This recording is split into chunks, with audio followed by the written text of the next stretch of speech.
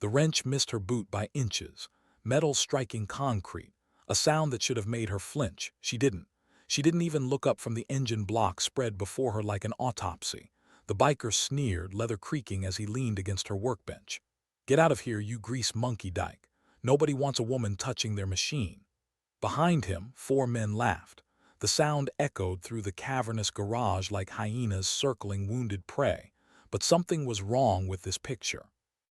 The way she stood, perfectly still, perfectly calm, as if the wrench hadn't just been thrown at her head, as if 5 dangerous men weren't surrounding her in an empty warehouse on the outskirts of town. The morning sun filtered through grimy skylights, casting long shadows across oil-stained concrete, and in that moment the air itself seemed to hold its breath, because none of them knew. None of them had any idea who they were really dealing with. Her name was Riley Vasquez, 42 years old, owner of Maverick's Edge Automotive, a motorcycle repair shop in Northridge, Colorado, a town that had seen better days, nestled between the Rocky Mountains and endless plains where Interstate 70 cut through like a scar. The shop occupied what used to be an industrial manufacturing plant, bare concrete walls, workbenches lined with tools arranged in meticulous precision, everything organized by size, by type, by function. A system that seemed almost military in its exactness. The smell of synthetic oil and diesel fuel hung permanently in the air, mixing with the ghost of welding torch and brake dust. A dozen vehicle lifts scattered throughout the space, some occupied by motorcycles in various states of repair, others empty, waiting. Riley had opened this shop 3 years ago, after circumstances had made traditional employment difficult. She'd poured most of her savings into rehabilitating the warehouse, installing the lifts, setting up diagnostic equipment. The shop specialized in high-performance motorcycles and vintage restorations. A niche market, but it was stable. She kept overhead low, worked primarily alone, built a reputation for meticulous work and fair pricing, and remarkable discretion. Customers learned quickly not to ask questions about her background. They could tell she had one. The way she moved, the way she assessed people, the way she never seemed surprised or frightened by anything, but she clearly had no interest in discussing it. Most people in Northridge had accepted her presence with casual indifference. She was the woman who runs the motorcycle shop, nothing more. She lived alone in a modest apartment above a defunct insurance office, shopped at the local grocery store, occasionally grabbed coffee at Brennan's Diner on Main Street, an existence of deliberate invisibility. But if you looked closely, really looked, you'd see things that didn't quite add up. Her hands told a story, calloused palms, nicks and scars across her knuckles, short, functional fingernails perpetually stained with grease, simple work clothes, faded blue coveralls, steel-toed boots that had been through decades of hard use, her dark hair pulled back in a tight bun, and a thin, pale scar that curved along the left side of her neck, disappearing beneath her collar, the kind of scar that came from something sudden, something violent, not from any accident in a garage. Her face was weathered in a way that suggested harsh sun and harder circumstances, but her eyes were perhaps her most striking feature, pale gray-blue, the kind of eyes that cataloged everything they fell upon, constantly assessing, constantly aware. There was intelligence there, and something else, something deeper, the kind of presence that came from making life-and-death decisions, from leading people through impossible situations, from carrying the weight of choices where mistakes meant funerals. Riley Vasquez had a secret that 5 men in leather jackets were about to discover the hard way. The trouble had started 2 months ago, when a motorcycle club called the Blackjacks began frequenting the shop. 12 strong initially. They'd grown to 20 by late summer. They were the kind of club that gave the motorcycle community a bad reputation, less interested in the machines themselves, more interested in using them as props for a lifestyle built on intimidation, drugs, and a specific brand of brutish masculinity. Their president was a man named Carson Devon, a hulking specimen, 6'3" with a neck wider than most people's thighs and a collection of prison tattoos that covered every visible inch of his body.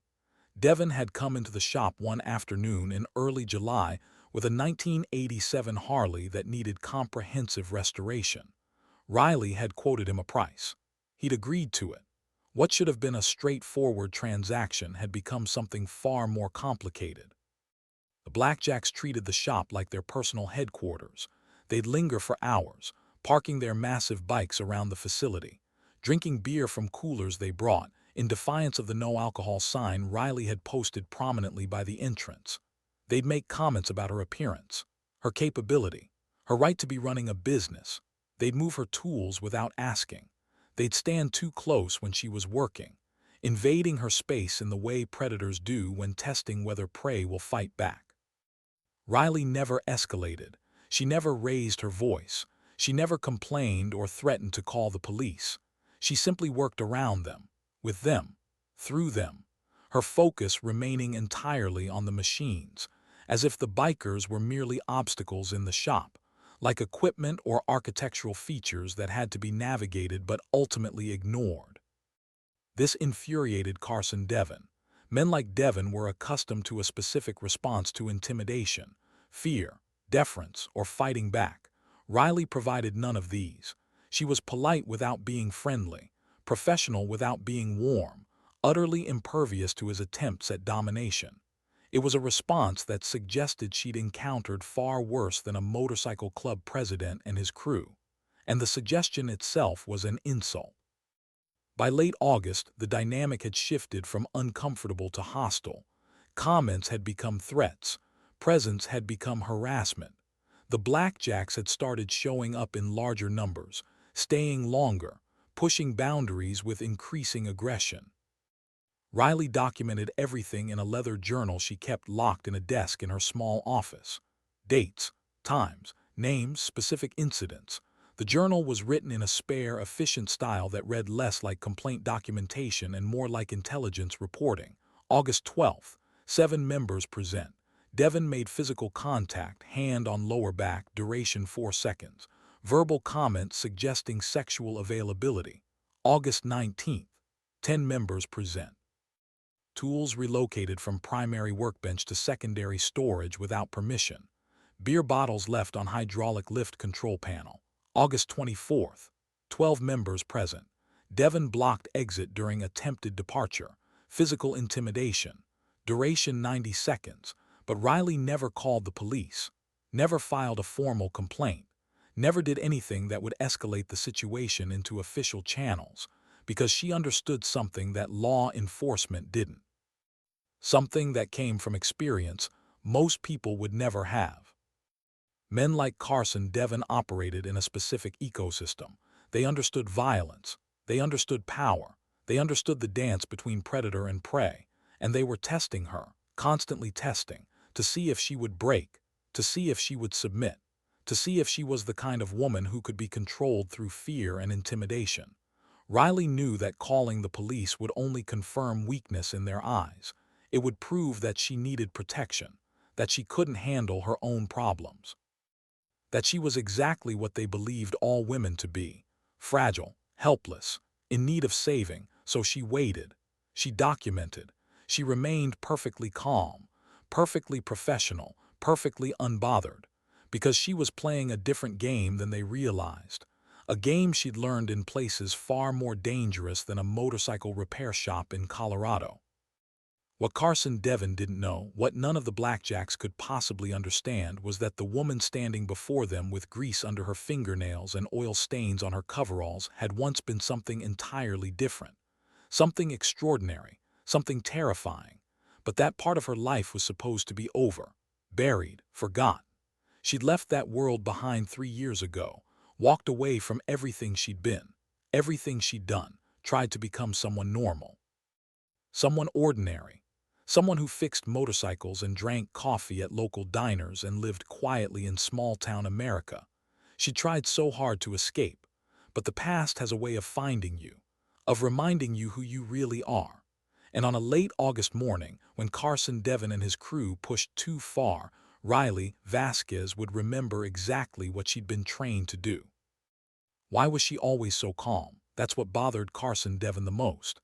He'd been watching her for weeks now, studying her, trying to understand what made Riley Vasquez so different from every other woman he'd encountered. Most women reacted when you pushed them. They'd get angry, get scared, get defensive, show you something real underneath the surface, but not Riley. Never Riley. She'd just look at you with those pale gray eyes, catalog you like a specimen, then go back to whatever she was doing. As if you didn't exist, as if you didn't matter. It made him want to break her, to see what it would take to crack that impossible composure, to prove to himself and his crew that she was just like every other woman, weak, controllable, beneath them. September arrived with the first hints of autumn. Cooler mornings, leaves beginning to turn in the mountains.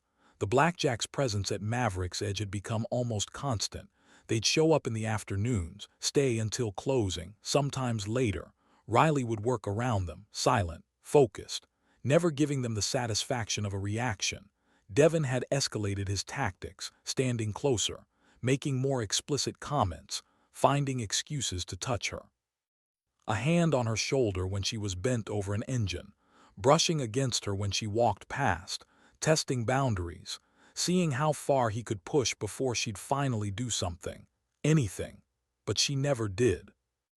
The breaking point came on September 14th, a Thursday afternoon. The shop was supposed to close at 6. By 7:30, Riley was still there, working on a vintage Triumph that needed a complete engine rebuild. 6 Blackjacks were in the shop with her. Devon, his VP, a man called Trent, 4 others whose names Riley had cataloged in her journal. They'd been drinking for hours. The beer had progressed to whiskey. Inhibitions had dropped. Aggression had risen.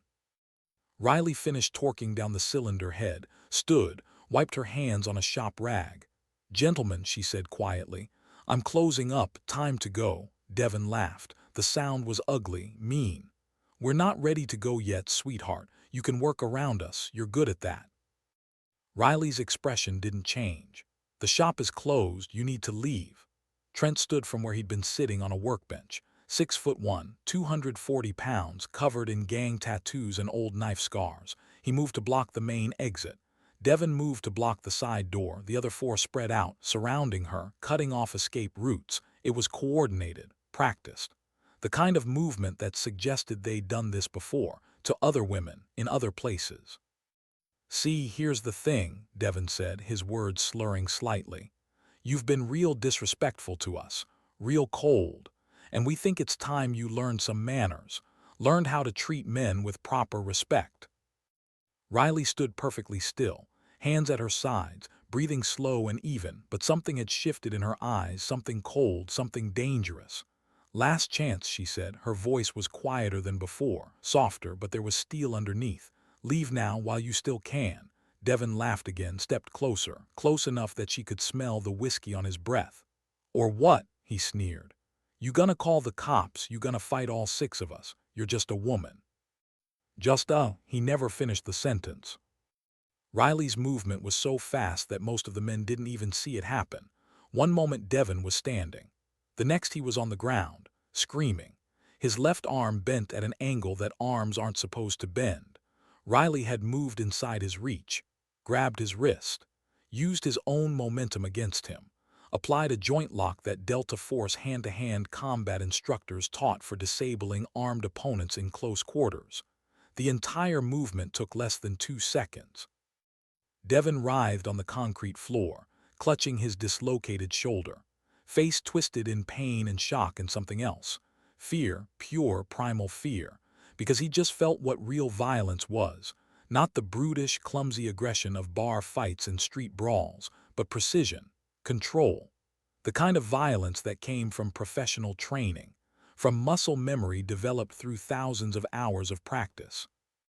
The other 5 men stared, frozen, trying to process what they'd just witnessed. Trent recovered first. He lunged at Riley from behind, massive arms reaching to grab her in a bear hug. Riley heard him coming, dropped low, spun, drove her elbow into his solar plexus with enough force to collapse his diaphragm.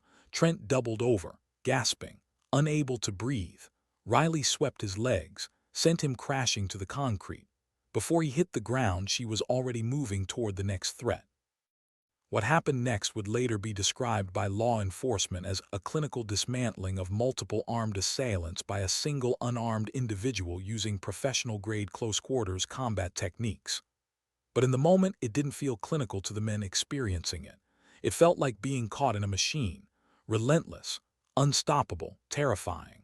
The third man pulled a knife, 8-inch blade, fixed handle, the kind of weapon designed for serious harm.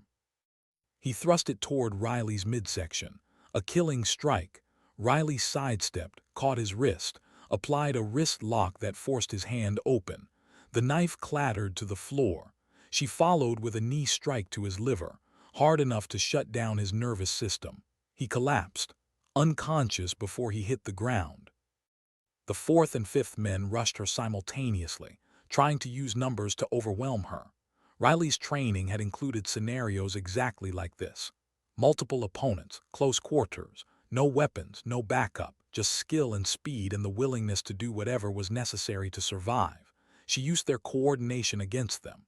When the first man threw a punch, she moved into him, used his body as a shield against the second attacker, drove her palm into the first man's nose. Felt cartilage crunch. Blood spray shoved him into the second man. Both stumbled, off balance. Riley finished them with quick, efficient strikes. Throat, solar plexus, kidney. The kind of targets that didn't require massive strength, just precision and knowledge of human anatomy. 15 seconds, that's how long it took. From the moment Trent had lunged at her to the moment the last man hit the ground. 15 seconds to disable 6 grown men, some unconscious, some writhing in pain, all of them learning a lesson they'd never forget. Riley stood in the center of her shop, breathing steady, not even winded, looking down at the men scattered across her concrete floor like broken toys. And for the first time in 3 years, she felt something she'd been trying to suppress. Something she'd been running from, the cold clarity of combat, the absolute certainty that came from using skills she'd spent 2 decades developing, the knowledge that she was exceptionally good at violence, better than almost anyone alive. Devin was still conscious, still clutching his dislocated shoulder, staring up at her with wide, terrified eyes. "What the fuck are you?" he whispered. Riley looked at him, really looked at him, and she felt nothing. No anger, no satisfaction, no remorse, just the cold assessment of a tactical situation that had been resolved. "Someone you should never have fucked with," she said quietly. Then she walked to her office, retrieved her phone, called 911. When the Northridge police arrived 20 minutes later, they found a scene that didn't make sense. 6 large men, all injured, some seriously. One woman, not a mark on her, standing calmly beside her workbench, waiting. The responding officers knew Riley. She'd been in town for 3 years, never caused problems, never even gotten a parking ticket. And now she was standing in her shop surrounded by members of a known criminal motorcycle club, all of them disabled. All of them claiming she'd attacked them. But the evidence told a different story. Security cameras. Riley had installed them when she'd opened the shop. High definition, multiple angles, the footage showed everything. The blackjacks refusing to leave, Devin and Trent blocking exits, the coordinated encirclement, the first aggressive move, and Riley's response, clinical, precise, devastatingly effective, self-defense, clear and unambiguous. The officers arrested all 6 blackjacks, assault, attempted kidnapping, criminal menacing. Devin was transported to the hospital for his dislocated shoulder. The others were treated at the scene. One officer, a veteran named Rodriguez, pulled Riley aside. "Ma'am," he said carefully, "that was some serious hand-to-hand work. Where'd you learn to fight like that?" Riley looked at him, those pale gray eyes revealing nothing. "I took some self-defense classes," she said, "long time ago." Rodriguez didn't believe her. Nobody who watched that footage would believe her. But he also understood that some questions didn't have answers you could put in a police report, so he nodded, made his notes, and let it go. After the police left, Riley locked up her shop, walked to her apartment, made herself a cup of tea, sat at her small kitchen table, and finally allowed herself to feel what she'd been suppressing for 3 years. The weight, the guilt. The knowledge that she'd just used skills she'd sworn never to use again. She'd left the military because of what those skills had cost her.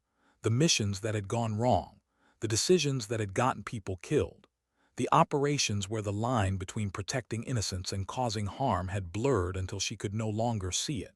She'd walked away, tried to become someone different, someone who fixed motorcycles instead of eliminating targets, someone who lived quietly instead of operating in darkness.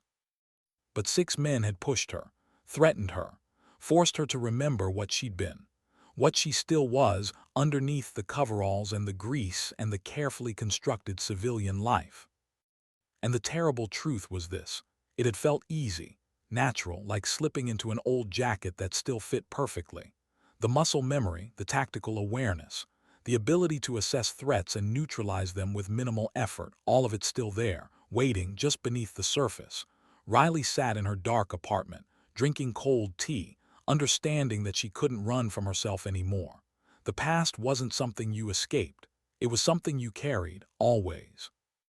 And somewhere in the darkness, someone else was realizing the same thing. Someone who'd been looking for Riley Vasquez for a very long time. The man who walked into Maverick's Edge 3 days later didn't look dangerous. Mid-50s, average height, graying hair, wire-rimmed glasses, wearing khakis and a button-down shirt. He could have been a college professor, an accountant, a regional sales manager for industrial supplies, but Riley knew better. She recognized the way he moved, the way his eyes swept the shop before he entered, cataloging exits, assessing threats, maintaining situational awareness even in a seemingly safe environment. She recognized it because she did the same thing every single day, every single moment. She was under a 1974 Norton Commando when he arrived, replacing the clutch assembly. She heard the door chime, heard footsteps, methodical, unhurried, the footsteps of someone who didn't need to announce themselves, who knew exactly where they were going and what they were there to do. Riley Vasquez, the man said. His voice was calm, professional, the kind of voice that commanded attention without raising volume.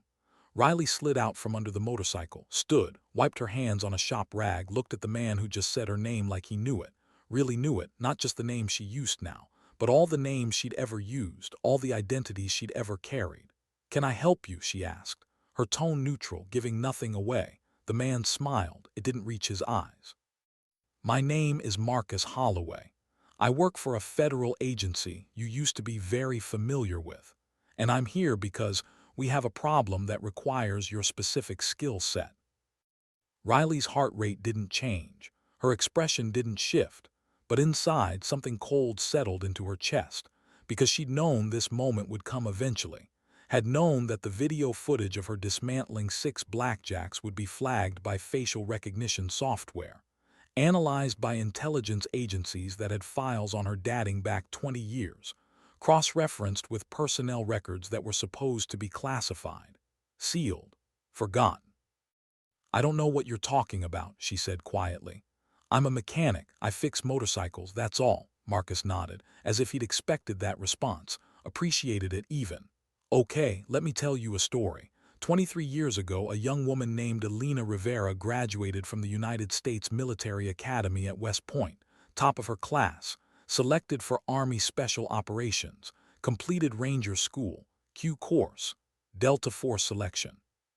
Became one of the first female operators in Tier 1 Special Operations."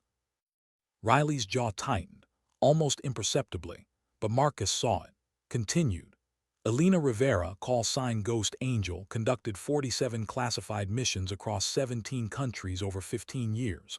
Hostage rescue, direct action, sensitive site exploitation. She was so good that her operational record remains classified at the highest levels. So effective that enemy combatants in 3 different theaters of operation developed legends about her. A ghost who struck without warning. An angel who appeared when prisoners needed rescue. A phantom that governments denied existed." He paused, let the words settle. "But something happened on her last mission, something that went very, very wrong. After that mission, Elena Rivera disappeared, separated from the service, vanished into civilian life. The Army's official records show her as medically retired. But that's not the whole truth, is it?" Riley set down the shop rag. Her hands were steady. Years of training allowed her to maintain perfect control even when her mind was racing. "What do you want?" she asked. Marcus reached into his jacket pocket, slowly, deliberately, making it clear he wasn't reaching for a weapon. He pulled out a tablet, tapped the screen, turned it toward Riley. The display showed a series of photographs. Women, young, scared, bruised. Human trafficking operation, Marcus said, operating across 7 states. We've been trying to dismantle it for 18 months. Every time we get close, they disappear. New locations, new faces, but the same organization underneath. The man running it is someone you're familiar with, someone you encountered during one of your last missions overseas. Riley looked at the photographs, really looked. She saw girls who couldn't have been more than 16, 17, eyes that had seen things no one should see, carrying trauma that would mark them forever. She felt something stir in her chest, something she'd been trying to suppress for 3 years, the need to do something, to fix something, to use her exceptional capability to protect people who couldn't protect themselves. "You want me to go undercover," she said. It wasn't a question. Marcus nodded. The man running this operation knew Elena Rivera. He'd recognize you, but he doesn't know Riley Vasquez, doesn't know the mechanic in Colorado who lives quietly and fixes motorcycles. He'd never expect someone with your background to be operating as a civilian asset. Riley turned away, looked at the motorcycle on her lift, the Norton Commando with its half-assembled clutch. The simple, honest work of putting broken things back together, the life she'd built, the person she'd tried to become. "I can't," she said quietly. "I'm not that person anymore. I left that world, left it for good reasons." Marcus was quiet for a moment. When he spoke, his voice was softer, understanding. "I read your file, Riley, all of it, including the classified after-action reports from your last mission. I know what happened in Syria. I know about the school. I know why you walked away." Riley's hands tightened on the edge of the workbench, the memory flooding back, uninvited, unwanted, the mission that had ended everything, the intelligence that had seemed solid, the target that had seemed legitimate, the building they'd hit at 0300, the door they'd breached, and the children, God, the children, not enemy combatants, not adult hostiles, just kids, sleeping in rows of makeshift beds, an orphanage that their intelligence had identified as a terrorist safe house. The information had been wrong. Tragically, catastrophically wrong. Nobody had fired a shot. Nobody had been physically harmed. But the trauma of Delta Force operators in full assault gear bursting into their sleeping quarters had damaged those children in ways that would never fully heal. And Riley had been the mission commander. Her responsibility, her failure.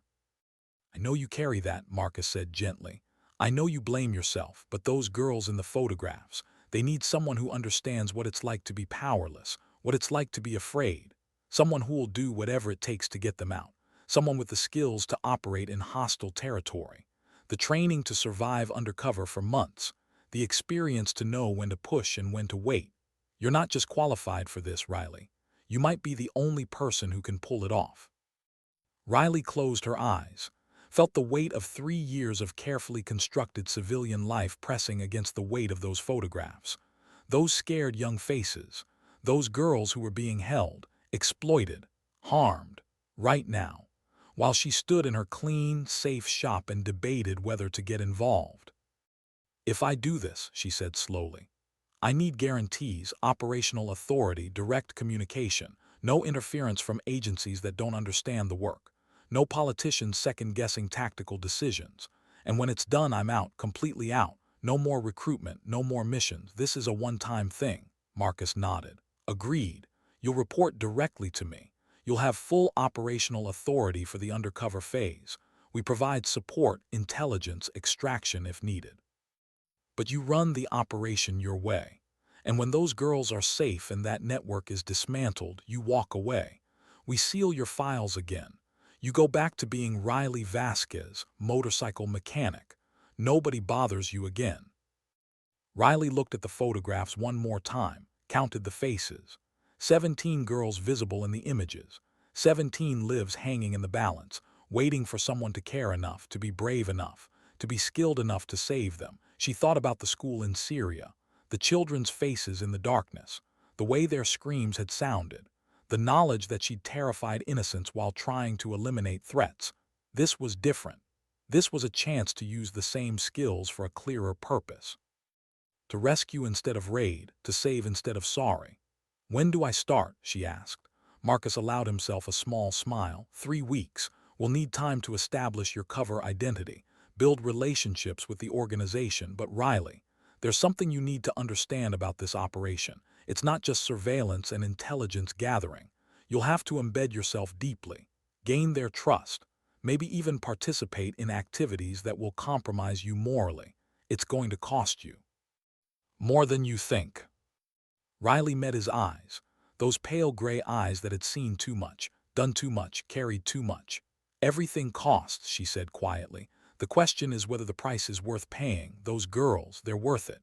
And with those words, Riley Vasquez stepped back into the world she'd tried to escape, not as Elena Rivera, not as Ghost Angel, but as something new, something more dangerous.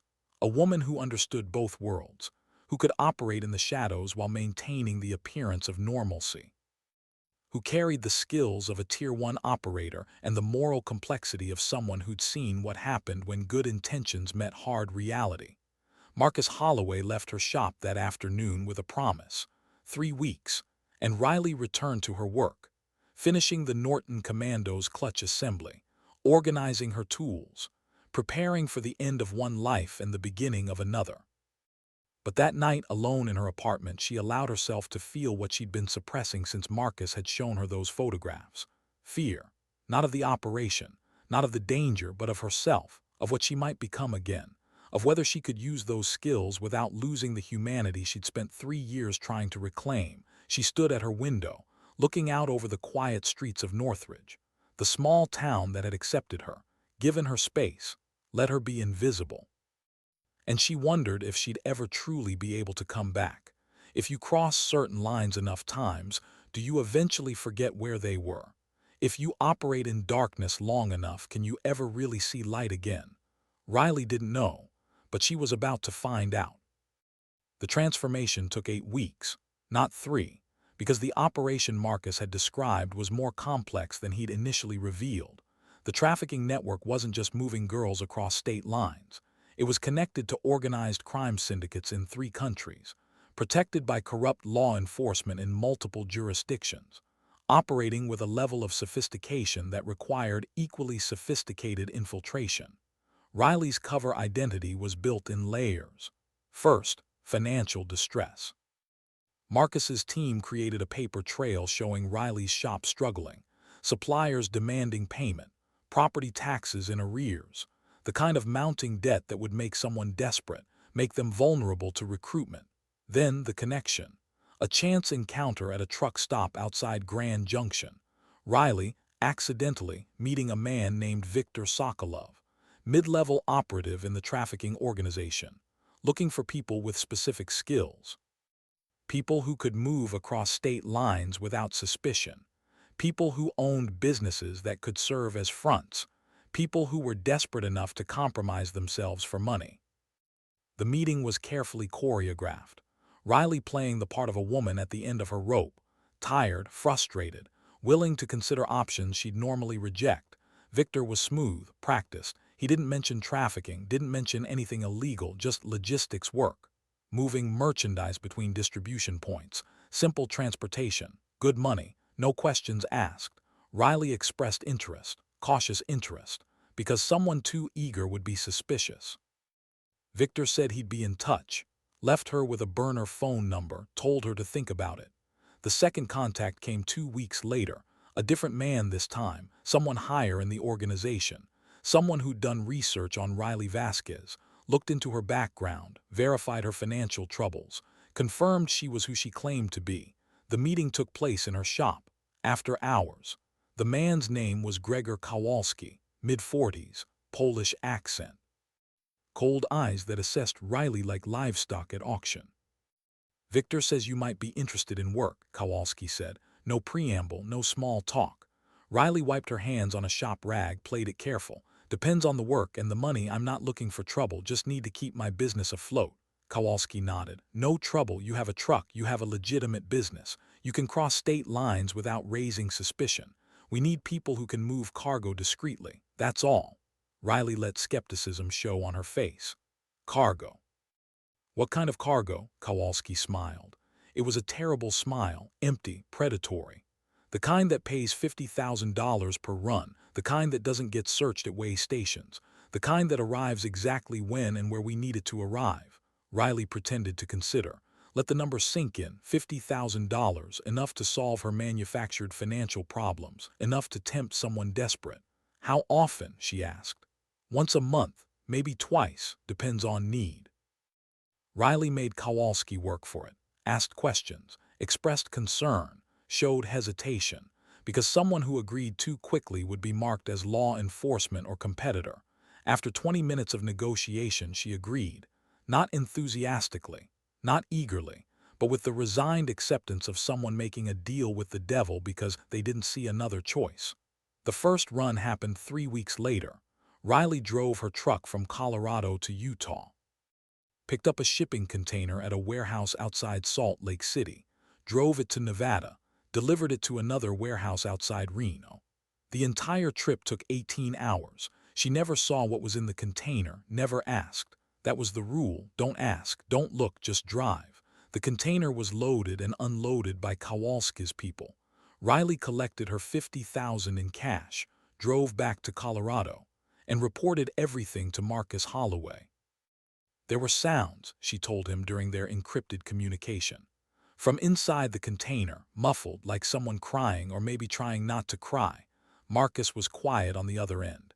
When he spoke, his voice was carefully controlled. We know we're tracking every move, building a case, but we need more. We need the network, the whole operation, not just individual arrests. Riley understood. This was the moral compromise Marcus had warned her about. She was transporting human beings in cargo containers, participating in their exploitation, enabling their suffering, all for the greater good of dismantling the entire organization. The logic made sense operationally, but it tore at something inside her, made her feel complicit, made her question whether the end really justified the means. The second run was worse. Same route, Colorado to Utah to Nevada, but this time the sounds were clearer. Voices, young voices, speaking languages Riley recognized from her time overseas. Russian, Romanian, Thai, girls from different countries, all being trafficked across American states, held in darkness, transported like cargo, and Riley was the one driving the truck. She wanted to stop, to open the container, to free them right there on the side of the highway. But she knew that would only save a handful, would blow her cover, would destroy months of work, would let the people running the operation escape. So she drove, listened to those muffled cries, and hated herself with an intensity that threatened to consume her. After the second run, Marcus's team intercepted communications. Kowalski was impressed with Riley. She was reliable, professional, didn't ask questions, didn't cause problems. He wanted to bring her deeper into the organization, offer her more work, more money, more responsibility. This was the opening they'd been waiting for. Riley accepted, started attending meetings, learning names, mapping the network, understanding the structure. Kowalski wasn't just a trafficker. He ran an entire operation. Girls brought in from overseas, held in processing centers, moved between states based on demand, sold to buyers, exploited in brothels, massage parlors, private residences. It was systematic, organized, shockingly efficient. And Riley was now inside it, documenting everything, feeding intelligence to Marcus, building a case that would dismantle the entire network when they finally moved. But there was a cost. Every meeting she attended, every name she learned, every location she documented. She was surrounded by men who treated human beings as merchandise, who discussed teenage girls like they were discussing cars or furniture, who laughed about the product quality, who shared stories about clients' preferences. Riley had to sit through these conversations, nod, smile when appropriate, act like she was one of them, like this was just business. The psychological toll was immense. She'd go back to her apartment after these meetings, sit in the shower for hours, unable to wash away the feeling of contamination, the knowledge that she was complicit, that her silence enabled continued exploitation, that every day she spent building this case was another day those girls suffered. Marcus noticed. During one of their secure communications, he asked how she was holding up. Riley laughed. The sound was hollow, broken. How do you think? I'm sitting in rooms with men who buy and sell children. I'm transporting human beings in cargo containers. I'm pretending to be someone who thinks this is acceptable. I'm not holding up, Marcus. I'm disintegrating. There was a long pause. Then Marcus said something that would stay with Riley forever. I know this is destroying you. I can hear it in your voice, and I wish I could tell you it gets easier, but it doesn't. This is the price of doing this work, of operating in places where evil is systematic and organized. You have to become partially complicit to gather the intelligence needed to stop it, and that complicity will haunt you, maybe forever. The only question is whether you can carry that weight, whether the lives you'll save justify the damage to your soul. Riley sat in her dark apartment, phone pressed to her ear, understanding the terrible calculus Marcus was describing. How many girls could she save by continuing this operation? How many lives would be liberated when they finally dismantled this network? And what would be left of Riley Vasquez when it was over? Would she even recognize herself? Would there be anything left of the person she'd tried to become? I can carry it, she said finally. I don't know for how long, but I can carry it long enough to finish this. 6 months into the operation, Riley had mapped the entire network, 43 locations across 7 states, 17 key operatives, financial transactions totaling millions of dollars, and the names of 12 law enforcement officers providing protection. Marcus's team had enough for coordinated federal prosecution that would destroy the organization, but there was one final piece. Gregor Kowalski himself. He was careful, insulated, never personally involved in the actual trafficking, always protected by layers of subordinates and legitimate business fronts. To get him, they needed direct evidence, needed to put him in a room making decisions about trafficking, needed him on record, on camera, undeniably involved. Kowalski trusted Riley now, enough to invite her to a meeting, a private meeting, just the two of them, at a restaurant in Denver. He had a proposition, a bigger role in the organization, running entire routes, managing logistics for the Western region. It would mean more money, more responsibility, and direct contact with Kowalski on a regular basis.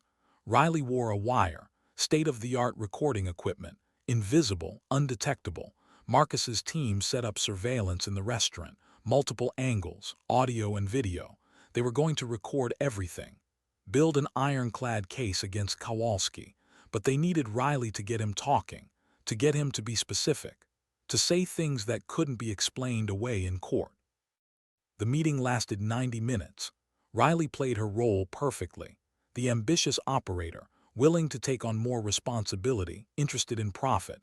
She asked questions about operations, about logistics, about how the merchandise was acquired, how it was processed, how it was distributed. And Kowalski, feeling safe with someone he'd vetted and trusted, talked, explained the entire system, the recruitment methods, the transportation routes, the processing centers, the buyer networks.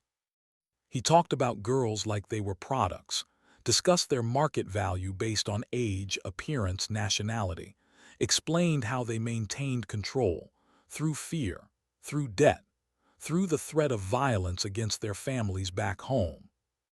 Riley listened, asked follow-up questions, maintained perfect composure, but inside she was screaming. Every word Kowalski said was another confirmation of systematic evil, another detail of human suffering, another reminder that this man had built a business on the exploitation of vulnerable people. When the meeting ended, Riley left with a new position, more money, more access, and a recording that would destroy Kowalski's life.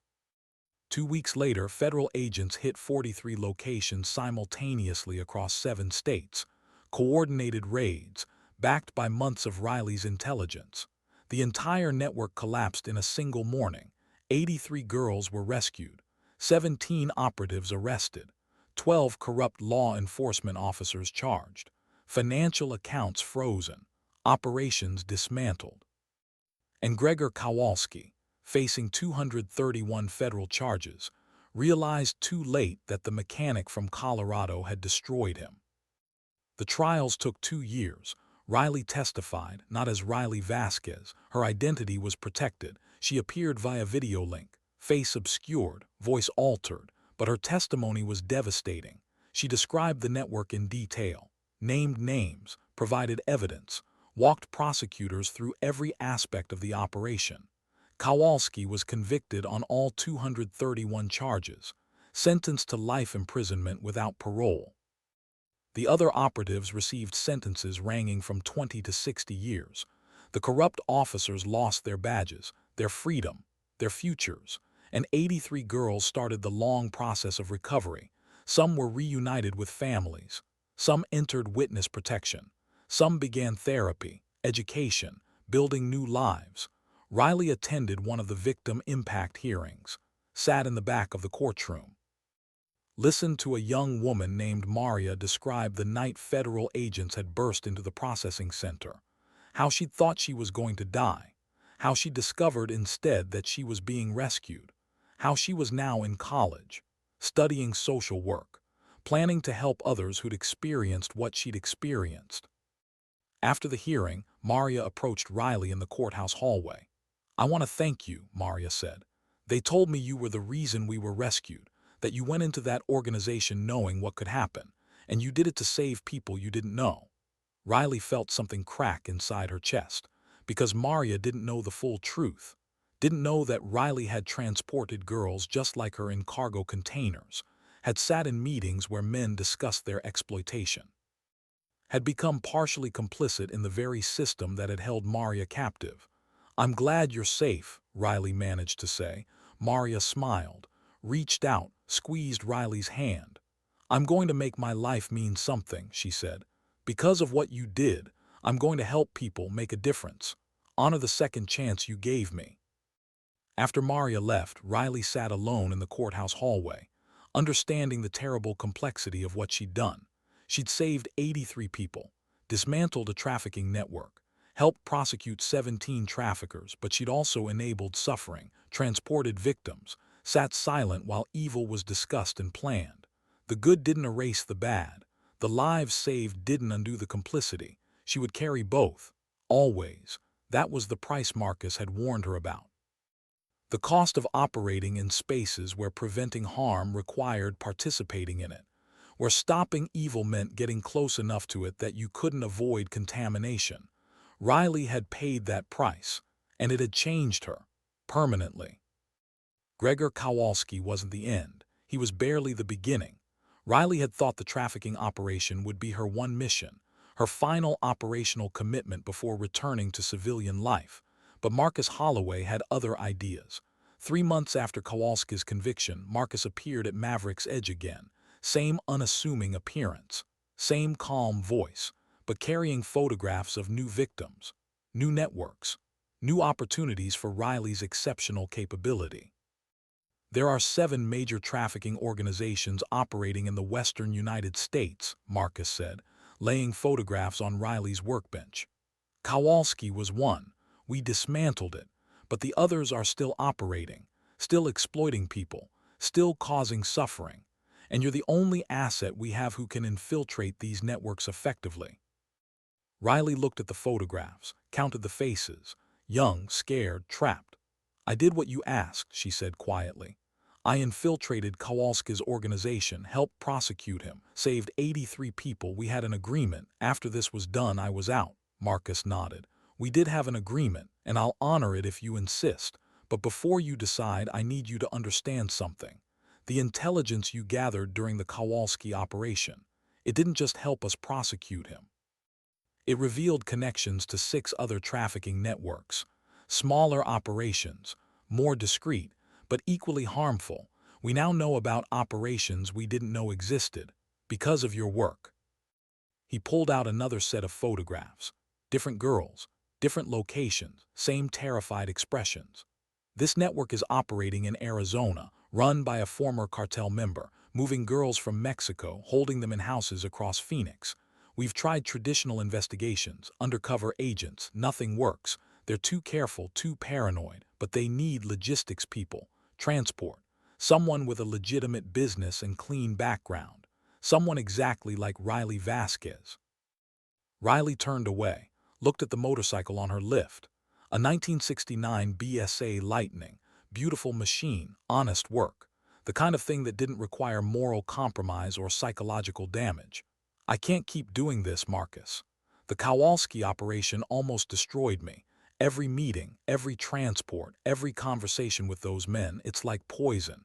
It gets into you, changes you, makes you wonder if there's any difference between you and them. Marcus was quiet for a moment. When he spoke, his voice was gentler than Riley had ever heard it. I know what this costs. I've run operations like these for 20 years. I've watched good people compromise themselves to stop bad people. I've seen what it does to them, the nightmares, the guilt, the way they look at themselves in mirrors. And I hate that I'm asking you to do it again. But here's the truth, Riley. You're uniquely qualified for this work. Your military training, your ability to operate under stress, your experience in hostile environments, most importantly, your moral compass. You understand the cost of what you're doing. You don't justify it or rationalize it. You carry it. That awareness, that refusal to let yourself become comfortable with complicity, that's what makes you effective. Riley laughed. The sound was bitter. You want me to keep destroying myself because I feel bad about it. That's the qualification, moral discomfort. Marcus shook his head. No, I want you to keep doing this work because you're the only person I trust to do it without losing sight of why it matters. Most undercover operatives, they develop mechanisms, psychological distance, ways to protect themselves from the moral weight. They tell themselves it's just a job, just a role, just temporary. You don't do that. You feel every compromise, every complicity, and that pain. That's what keeps you human, keeps you focused on the victims, ensures you never forget what you're actually doing this for.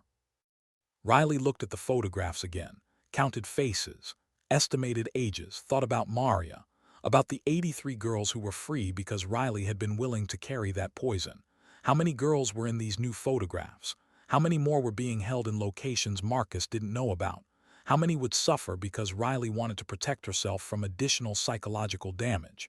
If I do this, she said slowly, if I agree to continue, I need support, real support. Not just operational, psychological, someone I can talk to, someone who understands this work. Because I'm serious, Marcus, I'm breaking. And if I keep doing this without help, I'm going to fracture completely. Marcus nodded immediately. Agreed. We have psychologists who specialize in undercover operatives, people who understand the unique stresses of long-term infiltration work. You'll have regular sessions. Mandatory, not optional. We'll monitor your mental state. If you reach a breaking point, we pull you out. No questions asked.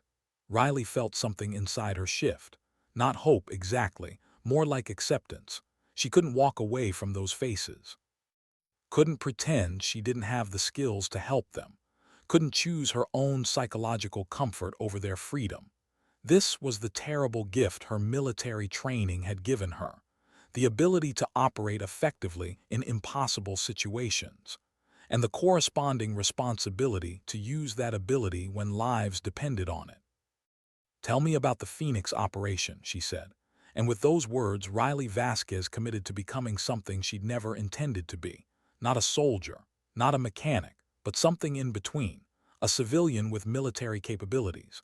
A ghost operating in the spaces between legitimate and illegitimate worlds. A woman willing to compromise herself, damage herself, sacrifice parts of herself to protect people who didn't even know she existed. The Phoenix operation took 6 months. Riley embedded herself in a different trafficking network, learned new names, documented new locations, wore wires to new meetings, listened to new men discuss human beings like merchandise. The psychological cost was cumulative. Every operation added weight. Every meeting with monsters left new scars, but the results were undeniable. 47 girls rescued, 12 traffickers arrested, another network dismantled. After Phoenix came Seattle. After Seattle came Dallas. After Dallas came Atlanta. Over 3 years, Riley infiltrated and helped dismantle 6 trafficking networks. She became the federal government's most effective asset against human trafficking, an operator who could move between worlds, present as a mechanic, a businesswoman, a logistics coordinator, someone ordinary, forgettable. Exactly the kind of person traffickers recruited because they seemed safe, unremarkable, invisible. But underneath that civilian cover was Ghost Angel, Delta Force training, tactical awareness, the ability to assess threats, gather intelligence, make life-and-death decisions under pressure, and survive in environments where discovery meant death. Marcus provided the promised support. Riley saw a psychologist named Dr. Sarah Chen every 2 weeks, sessions conducted via encrypted video calls. Dr. Chen specialized in intelligence operatives. She understood the unique psychological damage of undercover work, the moral injury of complicity, the way good people fractured when forced to participate in evil to prevent greater evil. "You're experiencing moral injury," Dr. Chen explained during one session. "It's different from PTSD. PTSD comes from experiencing traumatic events. Moral injury comes from participating in actions that violate your core values. Even when you understand intellectually that those actions serve a greater good, your moral center registers them as betrayals, as violations, and that creates a specific kind of psychological damage." Riley had laughed, hollow, empty. "So I'm destroying myself because I have morals, because I can't just turn off my conscience and pretend this is fine." Dr. Chen shook her head. "You're destroying yourself because you're human, because you're carrying weight that would break most people. The question isn't whether you should feel this way. The question is how to carry it without letting it completely consume you, how to maintain enough of yourself that you can continue functioning, continue helping people, without disappearing entirely into the darkness of this work." It was good advice, practical, evidence-based, but Riley struggled to implement it because every operation added more weight, more compromises, more moments of complicity, more faces she couldn't forget. She started keeping a journal, writing down the names of every girl she helped rescue, every victim whose freedom resulted from her work. 217 names over 3 years. 217 people who were alive, free, safe. Because Riley Vasquez had been willing to descend into darkness. When the nightmares got too bad, when the guilt threatened to overwhelm her, Riley would read those names, remember those faces, remind herself why she was doing this, what it was all for. The work continued. Maverick's Edge remained operational, providing cover, income, normalcy. To the people of Northridge, Riley was still just the mechanic, quiet, professional, private. They didn't know about the operations, the rescues, the psychological price she paid every single day. But Riley herself was changing, becoming something she'd never intended. Not Ghost Angel returning to military service, not Riley Vasquez the civilian mechanic, but something hybrid, something dangerous.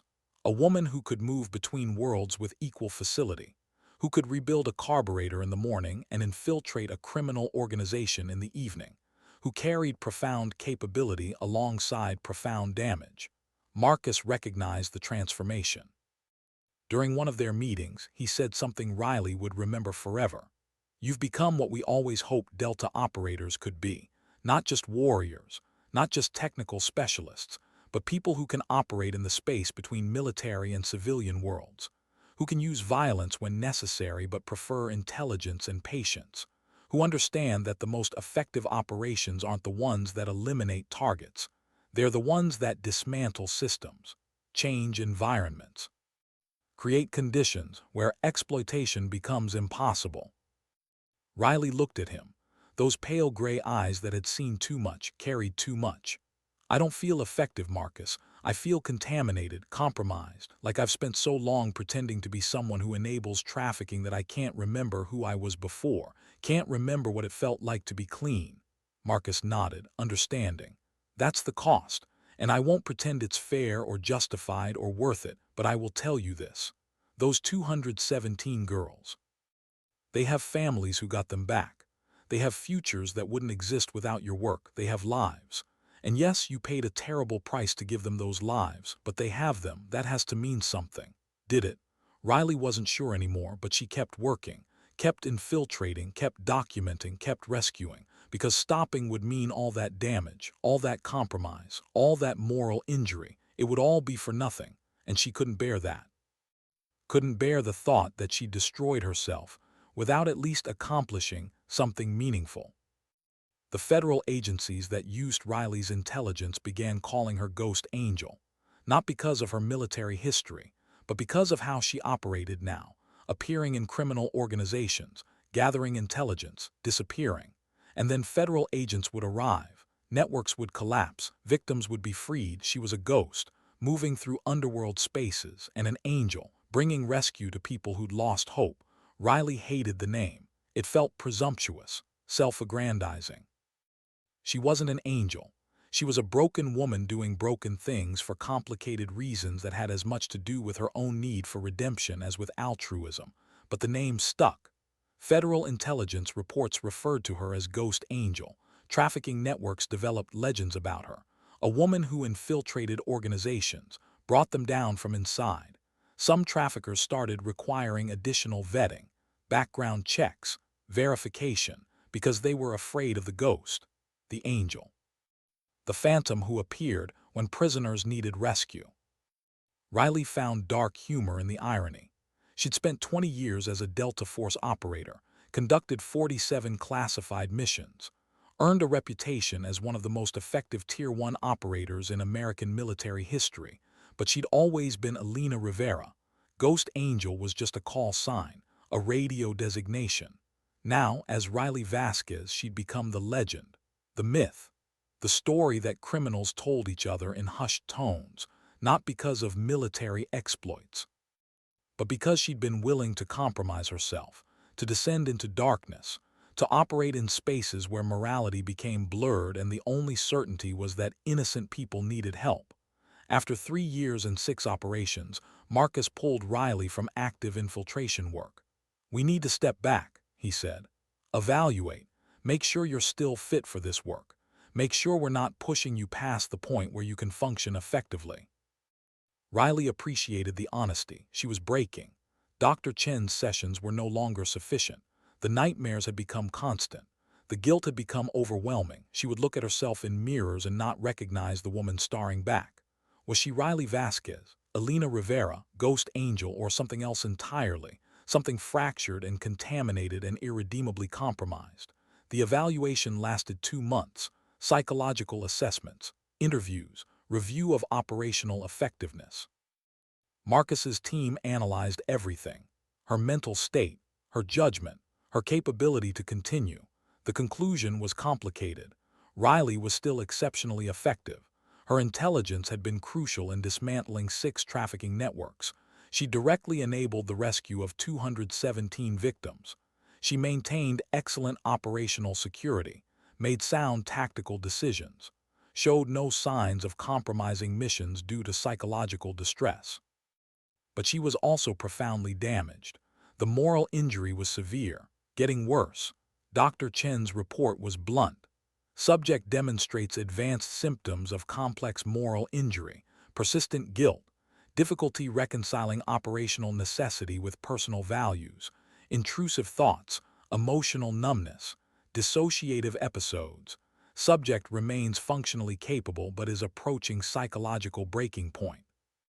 Recommend either extended leave or permanent separation from infiltration work before irreversible damage occurs. Marcus showed Riley the report. Let her read it. When she finished, he asked the question they both knew was coming.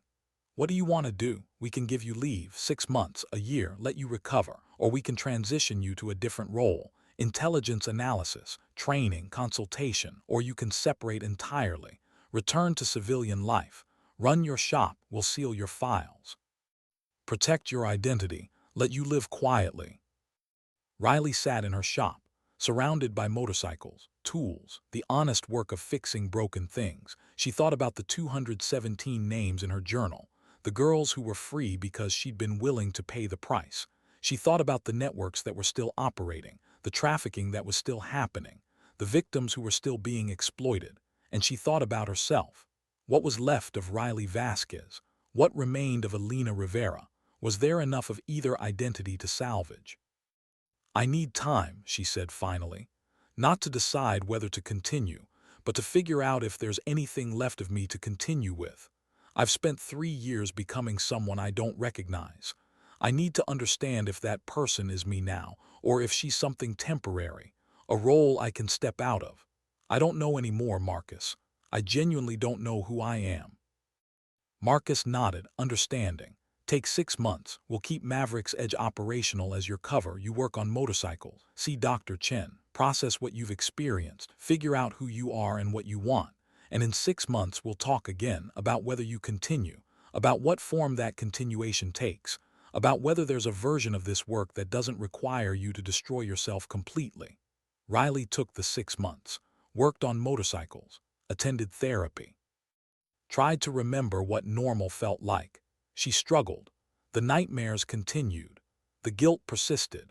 She would be rebuilding an engine and suddenly remember a conversation with traffickers. Remember the sound of girls crying in cargo containers. Remember the faces of men who discussed human beings like merchandise. But slowly something shifted. Not healing exactly, more like integration. Riley began to understand that she couldn't separate herself into distinct identities. Elena Rivera, Riley Vasquez, Ghost Angel, they were all her, all parts of the same person. A woman who'd been shaped by military training, scarred by operational failures, transformed by infiltration work. She couldn't go back to being just a mechanic. The knowledge she carried, the skills she possessed, the awareness of ongoing exploitation.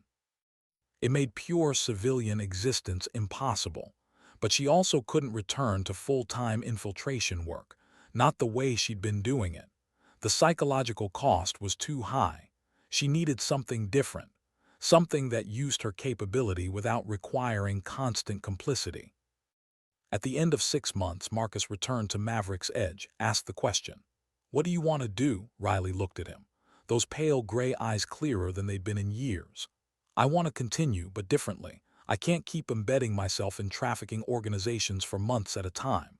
Can't keep sitting in rooms with monsters, pretending to be one of them. It's killing me, but I can do shorter operations, intelligence gathering, targeted interventions. I can use my training, my experience, my capability, just not in ways that require extended complicity." Marcus considered, then nodded. "We can work with that. There are operations that need exactly what you're describing. Short-term infiltration, specific intelligence objectives, lower psychological cost. We won't get the comprehensive dismantling that longer operations provide, but we'll still save people, still disrupt networks, still make a difference." And so Riley Vasquez found her place. Not as a full-time soldier, not as a pure civilian, but as something in between. A woman who ran a motorcycle shop in Colorado, who lived quietly, who seemed ordinary, but who could, when necessary, step into darkness, gather intelligence, complete missions, then step back into light. It wasn't perfect. The psychological cost remained. Every operation left scars, but it was sustainable, manageable. A way to use her exceptional capability without losing herself completely in the process. The trafficking networks eventually learned to fear her. The ghost who appeared when you least expected. The angel who rescued the hopeless. She was everywhere and nowhere, operating in shadows, bringing light to dark places. And in Northridge, Colorado, at Maverick's Edge Automotive, Riley Vasquez rebuilt motorcycles, drank coffee at the local diner, lived her quiet life, while carrying a secret that would have terrified the people who saw her as just the woman who runs the motorcycle shop. She was so much more than that, so much more dangerous, so much more capable, and so much more willing to descend into darkness than anyone could possibly imagine. How do you measure a life? Not in years, not in accomplishments, but in the weight carried, in the scars left behind, in the people saved and the price paid for their salvation. Riley Vasquez was 45 years old now. 3 years had passed since her conversation with Marcus about sustainable operations. 3 years of shorter missions, targeted intelligence gathering, specific rescues. The work continued. The trafficking persisted. But Riley had found a way to fight it without completely destroying herself in the process. Maverick's Edge remained her cover, her anchor, her connection to something normal and real. She'd expanded the business slightly, hired a part-time mechanic, a young man named Jake who was good with vintage British bikes and smart enough not to ask questions about Riley's occasional absences. The people of Northridge had fully accepted her now. She was a fixture, the woman who runs the motorcycle shop, who does exceptional work, who's quiet and professional and doesn't cause trouble. They didn't know about the 16 additional trafficking networks she'd helped dismantle, the 432 victims she'd helped rescue, the 29 traffickers currently serving life sentences because of intelligence she'd gathered. They didn't know that the FBI had a file on Ghost Angel 3 inches thick, that federal prosecutors considered her testimony the gold standard for trafficking cases, that intelligence agencies across 3 countries had requested her assistance on operations. They knew Riley Vasquez, mechanic, neighbor, the woman who sometimes grabbed coffee at Brennan's diner and always said please and thank you. One morning in late October, Riley was working on a 1973 Norton Commando when a woman walked into her shop. Mid-20s, dark hair, nervous energy.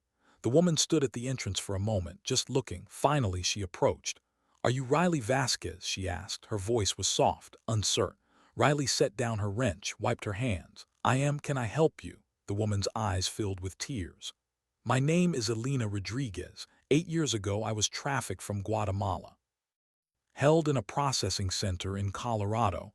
I thought I was going to die there, but then federal agents came. They rescued me. 17 other girls. They said a woman had infiltrated the organization, gathered intelligence, made the rescue possible." Riley felt something tighten in her chest. She remembered that operation, one of the early ones, before she developed sustainable protocols, when she was still figuring out how to carry the weight without being crushed by it. "I was 16 years old," Elena continued. "I'd been told I was coming to America for a job. Instead, I was held captive, exploited, hurt in ways I still have nightmares about. But because of you, I got out. I got to go home. I got to heal. And now I'm here to say thank you." Riley didn't know what to say. She'd helped rescue 432 people, but she'd never met any of them after the operations. Never knew what happened to them. Never knew if the price she'd paid was actually worth it. "I went back to Guatemala," Elena said. "Lived with my family, went to therapy. Eventually came back to the United States legally. I'm a social worker now. I work with trafficking survivors, help them navigate the system, connect them with resources. I've helped 37 people over the last 3 years, and every single one of them is free because you were willing to do what you did." Elena pulled out a photograph, showed it to Riley. It was a group photo, dozens of women, young and old. Different ethnicities, different backgrounds, all smiling, all free. "These are some of the people I've helped," Elena said, "and they exist because you helped me, because you gave me a second chance, because you were willing to descend into that darkness and pull me out."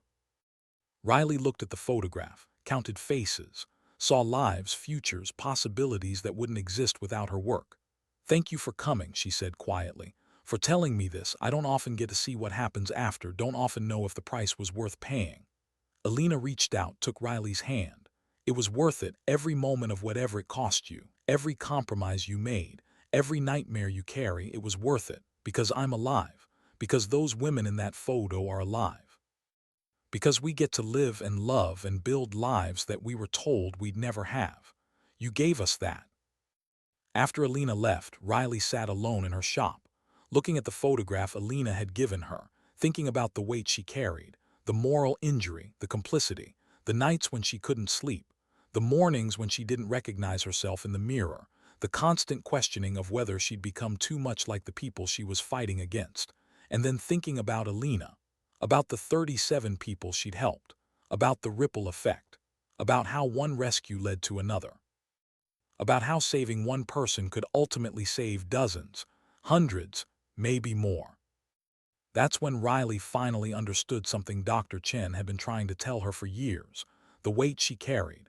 It wasn't a burden to be overcome. It was proof. Proof that she hadn't lost her humanity. Proof that she still recognized the moral cost of her choices. Proof that she understood the difference between necessary compromise and unnecessary cruelty. The day she stopped feeling that weight, the day she became comfortable with complicity, that would be the day she'd actually lost herself.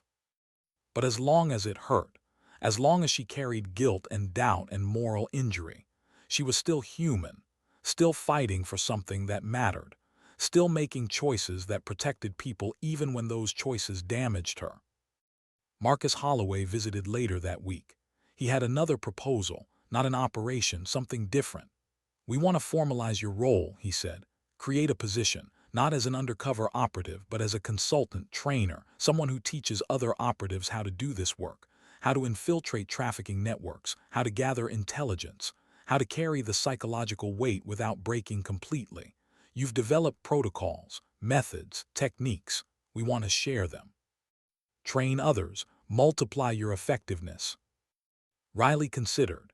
Teaching meant reliving operations, discussing compromises, explaining the moral calculus. It would be painful, difficult, but it would also mean fewer people had to learn these lessons the hard way. Fewer operatives would break under the weight, fewer would make mistakes that cost lives. "I'll do it," she said, "on one condition. We also provide support for operatives after operations conclude. Real support, not just debriefings, but long-term psychological care. Because this work damages people, and we owe them more than just using them up and discarding them when they break." Marcus agreed immediately. Over the next year, Riley developed a training program, not just tactical skills, but psychological preparation, moral frameworks, methods for maintaining identity under deep cover, techniques for processing moral injury. She taught 12 operatives, men and women, different backgrounds, different specialties, all preparing to infiltrate trafficking networks. Some of them would succeed, some would break, some would find sustainable ways to carry the weight. Some would be destroyed by it. Riley couldn't save them all, couldn't protect them from the cost of this work, but she could prepare them, give them tools, share lessons learned through her own damage. The training sessions were intense. Riley didn't sugarcoat anything, didn't pretend the work was heroic or noble or anything other than what it was: necessary evil, compromise in service of prevention, damage accepted to reduce greater damage. "You will become partially complicit," she told her students. "You will sit in rooms with monsters, transport victims, participate in systems of exploitation. And you will have to do all of this while maintaining enough humanity to remember why you're doing it, to stay focused on the people you're trying to save. That balance between complicity and purpose, that's the hardest part, not the tactical operations, not the physical danger, but maintaining your moral center while operating in spaces that violate everything you believe in." One student, a young woman named Sarah, asked the question Riley had been waiting for. "How do you live with it? How do you carry the guilt?" Riley was quiet for a long moment. Then she pulled out her journal, the one she'd been keeping for 8 years, 432 names, 432 people whose freedom had cost Riley pieces of herself. "I remember why," she said simply. "I remember the faces, the names, the lives that wouldn't exist without this work. And when the guilt becomes overwhelming, when I can't sleep, when I hate myself for what I've done, I read these names, and I remember that my damage is the price of their freedom. That's not fair, it's not just, it's not something anyone should have to accept, but it's the trade we make, our psychological wholeness for their physical freedom, and I've decided that trade is worth making." Sarah nodded, understanding. "But what about after? What happens when you can't do this work anymore? When the damage becomes too much?" Riley smiled. It was a sad smile, tired. "You find a way to live with what you've become. You build a life that accommodates the scars. You help people in different ways. You learn to carry the weight without letting it completely crush you. And you remember that you're not the only casualty of trafficking. The difference is you chose your damage. Those victims didn't. That matters." The training program was successful. Riley's students went on to infiltrate 17 trafficking networks over 3 years. They rescued 612 people. They developed their own protocols, their own methods, and they created a community. Operatives who understood the unique psychological cost of this work, who could support each other, process together, carry the weight collectively instead of in isolation. Riley had transformed her individual capability into something larger, something sustainable, something that would continue long after she could no longer operate personally. Maverick's Edge celebrated its 10th anniversary. Riley had been in Northridge for a decade now. The shop had become part of the community. Local teenagers brought their motorcycles to her. Enthusiasts drove from across Colorado for her restoration work. She'd built something real, something honest, something that existed apart from the darkness of infiltration operations. Jake, her employee, had become more than just a mechanic. He'd become a friend, someone Riley could talk to about normal things. Motorcycles, weather, local news. He didn't know about her other work, her other identity, her other life. And that was okay. Everyone needed spaces where they could just be, where they didn't carry the weight of what they knew and what they'd done. One evening, Riley was closing up the shop when she noticed a man standing across the street, watching. She'd noticed him before, 3 times over the past week. Always watching, never approaching. Her training kicked in immediately. Threat assessment, possible surveillance, potential danger. She memorized his features, height, build, clothing, behavioral patterns, prepared herself for confrontation. The next day the man approached. Riley was ready, hand near the concealed weapon she kept in her shop. Body position for defensive action. Riley Vasquez, the man asked. His voice was neutral, professional. Riley didn't relax. Depends on who's asking. The man pulled out a badge. FBI. Special Agent David Chen. I've been assigned to work with Marcus Holloway's unit. He asked me to make contact, see if you'd be willing to consult on a new case. Riley relaxed slightly, but only slightly. Marcus could have called. Agent Chen nodded. He could have, but this case is sensitive. He wanted face-to-face contact. Wanted me to assess whether you're still fit for this kind of work. Riley almost laughed. After 8 years, after 432 rescues, after training 12 operatives, after helping dismantle 23 trafficking networks, they were still assessing whether she was fit for the work. What's the case? She asked.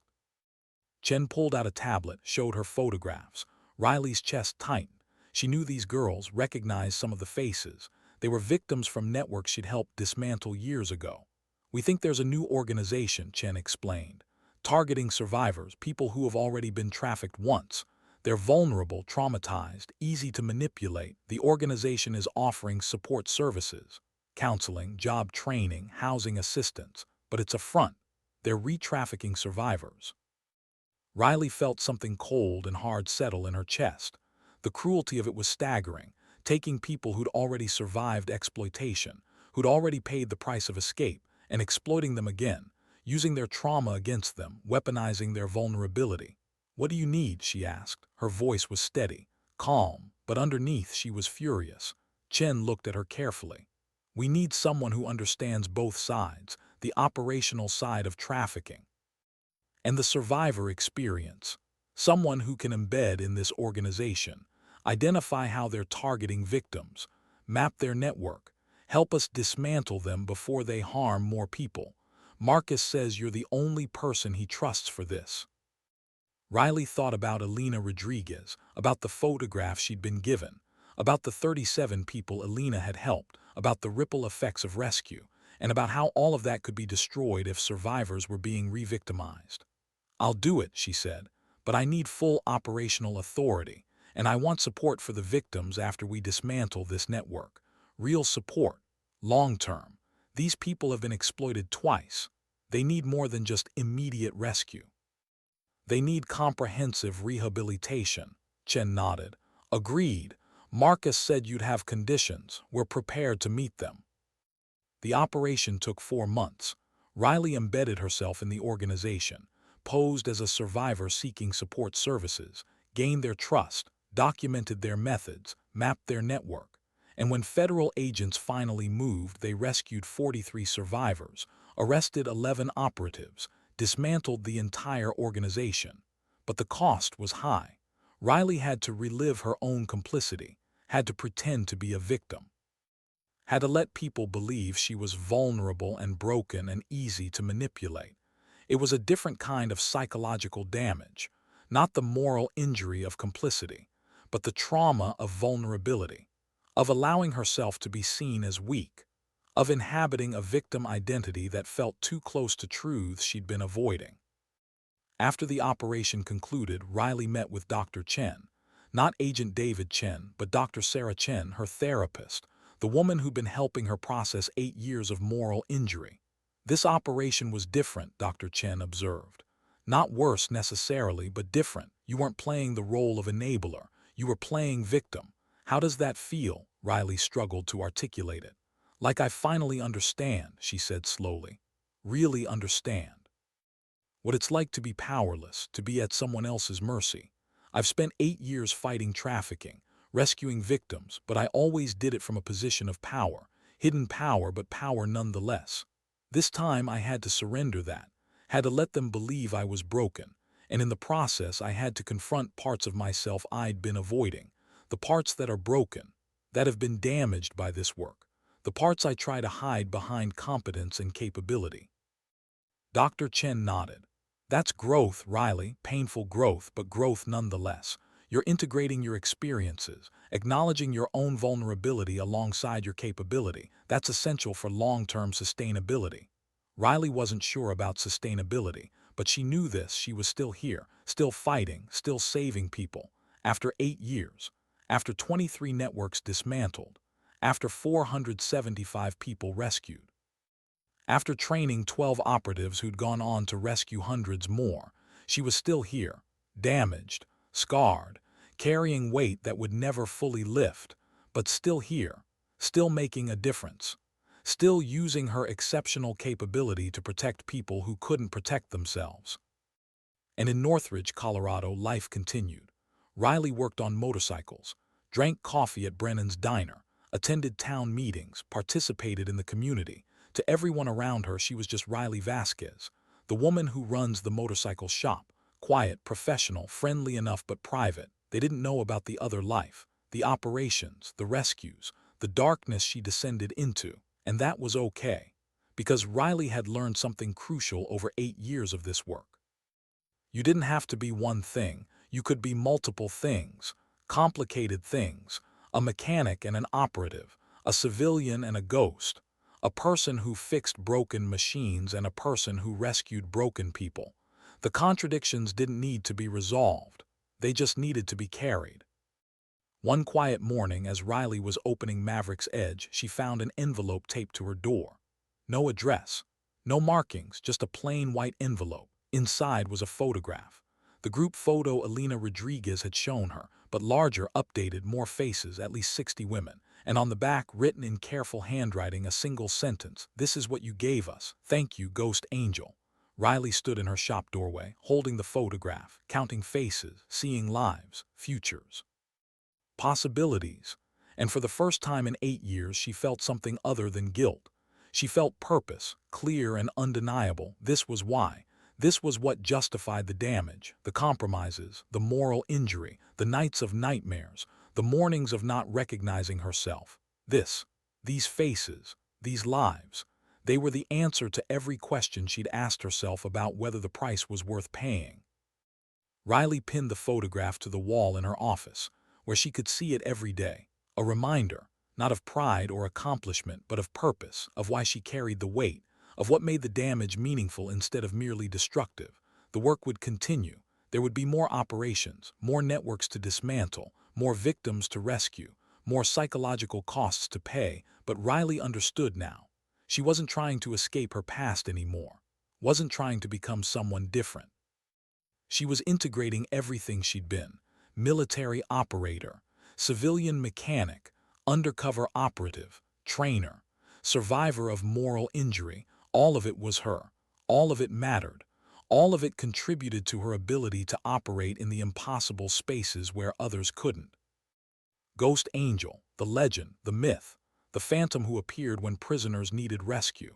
That wasn't separate from Riley Vasquez. That was Riley Vasquez, a woman who discovered that her greatest capability came not from denying her damage, but from accepting it, carrying it, using it to understand the cost of exploitation and the value of freedom. Sometimes dignity doesn't speak. It simply acts. It descends into darkness without complaint. It carries weight without demanding acknowledgement. It damages itself to protect others. And it does all of this not because it's heroic or noble, but because someone has to, because there are people who need help, and because having the capability to help means having the responsibility to use it. Riley Vasquez understood that now, finally, completely, and she was ready for whatever came next, not because she was fearless, but because she knew the cost, knew the weight, knew the damage, and chose to carry it anyway, for those faces in the photograph, for the names in her journal, for the people who needed someone willing to descend into darkness and emerge with light. That was her purpose, her actual purpose, and she would carry it, always.